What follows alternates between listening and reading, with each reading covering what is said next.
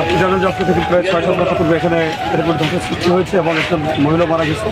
আবার গতকালকে আবার ঠিক একইভাবে ধসের সৃষ্টি হয়েছে। আমরা ইতিমধ্যে যথাযথ কর্তৃপক্ষের সাথে কথা বলেছি, যাতে অতি সত্ত্বর এখানে জিও ব্যাগ এবং ব্লক নির্মাণ করে আমাদের প্রধানমন্ত্রী বরাদ্দ এনেছেন, সেই কাজ শুরু হবে এবং মাঝে যে চরটা রয়েছে এই চরটা অপসারণের মাধ্যমে এখানে স্থায়ীভাবে যাতে আর কোনো ধসের সৃষ্টি না হয় সে ব্যাপারে দ্রুত কাজ করার জন্য আমরা চেষ্টা করবো।